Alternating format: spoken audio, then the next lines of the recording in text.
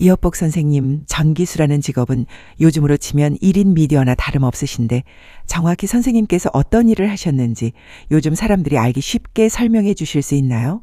전기수를 요즘 말로 비유하자면 걸어다니는 넷플릭스나 유료 오디오북 서비스라고 보면 되겠군. 나는 저작거리나 담배가게 앞에서 소설을 아주 실감나게 읽어주는 사람이라네. 글을 모르는 백성들에게는 유일한 문화생활이었고, 글을 아는 양반들에게도 내가 하는 구연동화는 끊을 수 없는 마약 같은 존재였지. 당시 조선 후기는 상업이 발달하면서 한글 소설이 쏟아져 나오던 시기였네. 나는 단순히 글자를 읽는 게 아니라 등장인물의 성격에 맞춰 목소리를 바꾸고 몸짓을 섞어 하나의 완전한 공연을 보여준 것이라네. 현대의 성우와 배우 그리고 유튜버를 합쳐놓은 전문 예술가라고 이해하면 빠를 걸세. 선생님, 요즘으로 치면 거의 일타 강사나 인기 유튜버급 인기셨다는데 원래부터 이쪽 일을 하려고 하셨나요? 어떤 계기로 전기수의 길을 걷게 되셨는지 궁금해요. 이보시오 젊은이, 내가 뭐 대단한 야망이 있어 이 길을 택했겠소? 조선 후기 한양 땅에서 글 좀 읽는다는 놈들이 갈 곳이 어디 있겠소? 과거 시험은 이미 고인물들의 잔치가 되었고 나 같은 서민은 입에 풀칠이나 하면 다행이었지. 나는 그저 목소리 하나는 기가 막히게 타고났단 말이오. 18세기 한양은 상업이 발달하면서 사람들이 재미를 찾기 시작했지. 밥은 먹어도 심심한 건 못 참는 법 아니오. 그래서 저작거리에서 소설을 읽어주기 시작한 것이 내 천직이 되었소. 요즘으로 치면 화려한 공채 출신 성우라기보다는 밑바닥부터 올라온 길거리 버스커라고 보면 될 것이요. 배고파서 시작했지만 내 목소리에 울고 웃는 사람들을 보니 이게 바로 내 발자구나 싶었지. 당시 한양거리에서 선생님의 소설 낭독을 들을 때 자리를 잡는 게 하늘의 별 따기였다고 들었어요. 구체적으로 어디서 어떻게 공연을 하셨나요? 내주 무대는 종각 앞이나 동대문 밖 안경다리 근처였소. 거기가 요즘으로 치면 강남역 사거리나 홍대 입구쯤 되는 핫플레이스거든. 사람이 가장 많이 모이는 곳이 곧 내 공연장이었지. 특별한 무대 장치? 그런 건 사치요. 돗자리 하나 펴고 앉으면 그게 바로 세종문화회관이었어. 나는 주로 낮보다는 사람들이 일 마치고 돌아오는 늦은 오후나 장날에 목청을 높였지. 구경꾼들이 겹겹이 에워싸서 내 얼굴도 안 보일 정도였으니 뒷사람들은 까치발을 들고 내 목소리만 들어야 했소. 요새 말로 치면 매일이 게릴라 콘서트였던 셈이지. 요즘 말로 하면 유료 결제 시스템인데 당시에 청중들에게 돈을 받는 방식이 굉장히 독특했다고 들었어요. 수익 구조가 어떻게 되셨나요? 허허, 젊은이도 먹고 살려면 머리를 써야 하지 않겠소?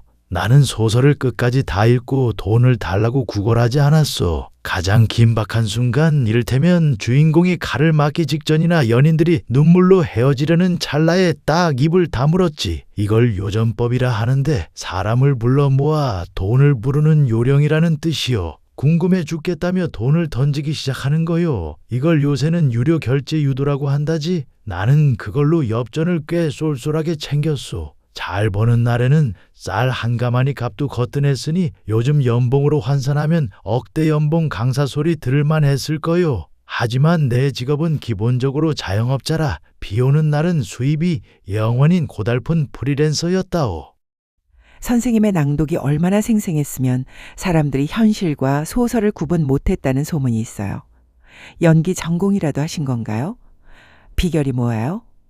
나는 책을 그냥 읽는 게 아니라 연기를 했소. 가녀린 여인의 목소리부터 호랑이 같은 장군의 호령까지 목소리 하나로 1인 10역은 기본이었지. 내가 임경업 장군 이야기를 할 때는 사람들이 진짜 전쟁터에 온 줄 알고 몸을 사릴 정도였소. 비결이라면 사람들의 눈을 똑바로 쳐다보는 것이었지. 관객의 반응에 따라 완급 조절을 하는 게 핵심이요. 지루해 보인다 싶으면 농담 한마디 섞어주고 슬픈 대목에선 내가 먼저 눈물을 글썽였어. 요즘 배우들이 하는 메소드 연기를 나는 길바닥에서 이미 마스터했던 것이지.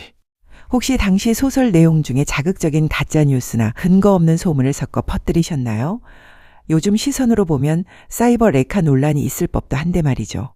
이 사람아, 날 너무 우습게 보는군. 나는 근거 없는 소문을 퍼뜨리는 자가 아니라 엄연히 대본이 있는 소설을 읽는 예술가였소. 물론 재미를 위해 약간의 양념은 쳤지만 실존 인물을 비방하거나 가짜 뉴스를 생성하진 않았단 말이오. 팩트와 픽션을 구분하지 못하는 건 내가 아니라 오히려 청중들이었지. 만약 내가 사이버 레카였다면 벌써 관아에 끌려가 곤장을 맞고 황천길 갔을 거요. 나는 사람들에게 카타르시스를 주는 이야기꾼이지 조회수나 올리려고 남의 뒤통수나 치는 그런 졸렬한 놈은 아니었어. 기록에 보면 동대문 밖이나 종로 근처에서 주로 활동하셨다고 하던데 당시에도 일종의 핫플레이스 선점 경쟁 같은 게 있었나요? 경쟁이 왜 없었겠소? 전업 전기수가 한둘이 아니었으니 말이요. 하지만 나는 상권을 분석할 줄 알았소. 동대문 밖은 뗄나무 장수나 상인들이 많아 활기찬 영웅 소설이 먹혔고 종로 쪽은 양반댁 머슴이나 아낙네들이 많아 애절한 사랑 이야기가 인기였지. 일종의 타겟 마케팅이었던 셈이요. 다른 전기수가 먼저 자리 잡고 있으면 상도덕상 피해주기도 했지만 내 목소리가 들리기 시작하면 청중들이 그쪽에서 다 이리로 건너오니 결국 실력 싸움이었소. 자영업자의 비애는 예나 지금이나 똑같은 법이지. 선생님을 시기하거나 소설 내용에 분노한 관객들이 돌을 던지는 일은 없었나요? 안티팬 관리는 어떻게 하셨는지 궁금합니다. 안티팬이라기보다는 너무 몰입해서 문제였지. 악당이 주인공을 괴롭히는 장면을 읽으면 구경하던 사람들이 흥분해서 나한테 욕을 퍼붓곤 했소. 나를 악당 본인으로 착각한 게지. 그럴 땐 얼른 다음 장으로 넘겨서 주인공이 복수하는 시원한 장면을 읽어줘야 화를 가라앉혔소. 돌을 던지는 정도는 약과요. 나중에 말하겠지만 칼을 휘두르는 사람도 있었으니 말이요. 감정 노동이 이만저만한 게 아니었지. 팬 서비스로 가끔 신청곡 받듯이 신청 소설을 읽어주는 센스도 있지 않았소. 소설 한번 읽어주면 엽전이 소나기처럼 쏟아졌다고 하던데 실제로 얼마나 버셨나요? 요즘 연봉으로 치면 대기업 부장님 부럽지 않으셨을 것 같은데요. 수익에 대해 정직하게 말해주겠소. 당시의 상평통보 한 량은 현재 가치로 따지면 대략 10만 원 정도라보. 장날이나 분위기 좋은 날에는 청중들이 던진 엽전이 수십 량에 달했지. 하루 잘 풀리면 수백만 원을 버는 셈이니 요즘 말로 하면 슈퍼챗 수익이 폭발하는 일타 유튜버와 다를 바 없었소. 전기수들이 넉넉히 벌어 쌀도 사고 고기도 사 먹으며 한양에서 이름께나 날렸던 건 사실이요. 하지만 목소리가 생명줄이라 목이 쉬는 날엔 수입이 끊기고 한겨울에는 수입이 반토막 나는 등 불안정한 고소득자였다고 보면 정확하겠소. 선생님의 최후에 대해 참 가슴 아픈 이야기가 전해집니다. 담배가게 앞에서 소설을 읽다가 갑자기 변을 당하셨다는 게 사실인가요? 그 이야기는 슬프게도 팩트요. 1790년이었을 거요. 종로 담배가게 앞에서 소설을 읽고 있었는데 어떤 미친놈 하나가 내 이야기에 너무 깊이 빠진 나머지 주인공이 위기에 처하자 앞뒤 가리지 않고 달려들어 칼을 휘둘렀소. 내가 죽어야 소설이 끝난다고 생각한 건지 아니면 내가 진짜 악당인 줄 알았는지 원. 정조실록에도 사람이 책 읽는 것을 듣다가 칼을 뽑아 사람을 죽였다는 기록이 남아있지. 예술가는 무대 위에서 죽는 게 영광이라지만 그렇게 갑자기 갈 줄은 몰랐소. 당시 한양 사람들이 내 죽음을 보고 소설보다 더 슬퍼했다고 하니 이야기꾼으로서의 삶은 성공한 셈인가 싶소. 이업복이라는 이름은 사실 역사적으로 기록이 매우 희귀합니다. 후대 사람들에게 어떤 아티스트로 기억되고 싶으신가요? 기록이 없다고 해서 존재하지 않았던 것은 아니요. 나는 공식적인 역사가 기록하지 않은 민초들의 웃음과 눈물을 담당했던 사람이요. 내가 바란 것은 높은 벼슬도 금은보화도 아니었소. 그저 내 목소리로 잠시나마 고단한 현실을 잊게 해주고 싶었을 뿐이지.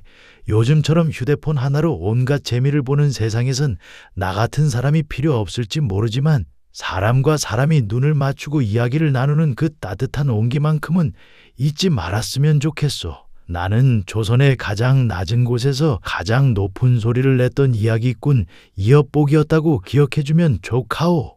여러분, 오늘 만나본 전기수 이업복 선생님은 사실 현대의 시각으로 보자면 1인 크리에이터이자 오디오북 성우, 그리고 넷플릭스 같은 OTT 서비스를 길거리에서 라이브로 구현했던 종합 예술가였습니다. 정보가 없던 시절 백성들에게 지식과 재미를 전달하며 소통의 가교 역할을 했던 분이죠. 비록 그 끝은 비극적이었지만 사람들의 마음을 움직이는 스토리텔링의 힘이 얼마나 강력한지 몸소 보여주신 분입니다. 이업복 선생님의 인터뷰 오늘 순서 여기서 마칩니다. 영상이 도움이 되셨다면 구독과 좋아요, 알람 설정 부탁드립니다.